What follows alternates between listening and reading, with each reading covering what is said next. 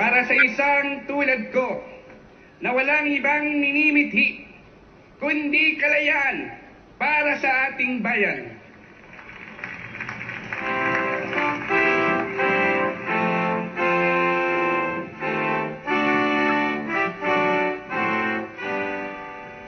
Ang susunod nating kalahok dito sa ating declamation contest ay mula sa Grade 6 Section Malave at siya ay si Cecilio Sasuman.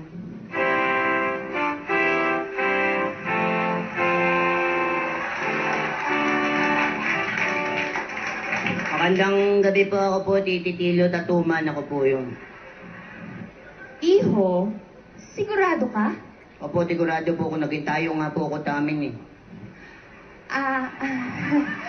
Kasi teka muna sandali ha, mukhang may problema ka, Iho, sa pananalita mo eh. Sobra naman kayo magtalita, porque may pagkabuyo ako, ganyan nga, hindi niyo ako tutubukan.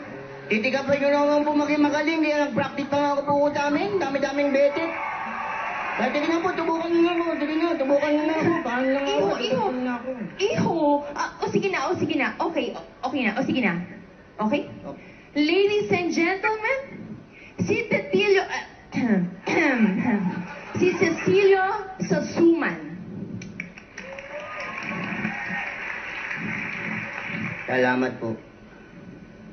Pamagat po ng ide-declaim ko ngayong gabi ay, sino ang dapat titihin?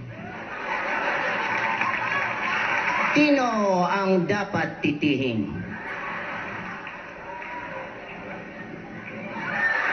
Limot. Limot.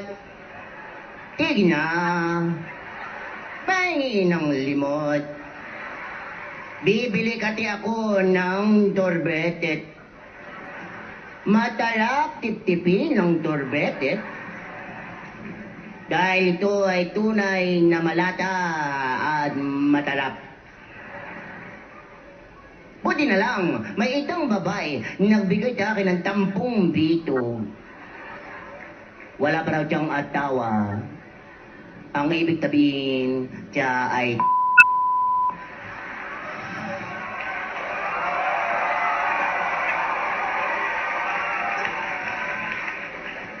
Ang taya-taya ko dahil mahilig ako sa... At kung akong mag-aatawa, ang gusto ko ay... Akala ng babae, pinagtatawanan ko siya, bigla siyang nagalit ang tabi niya. Bakit? Matama bang maging... Anong matama? Bigla naman dumating yung bading niyang kasama, inaway ako, tinundok ako, tanod! Ang sakit-sakit ng aking nod. Ay, sabi ko sa kanya, lagot ka sa akin, itutumbong kita. Ang sabi niya sa akin, puro ka tumbong, puro ka tumbong.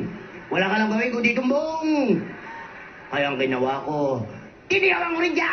Ang sabi ko, huwag mo akong titihin. Kasi kilala kita. Wala ka rin alam mo di ang maniti ng maniti. Puro ka titi, puro ka titi. Puro ka titi.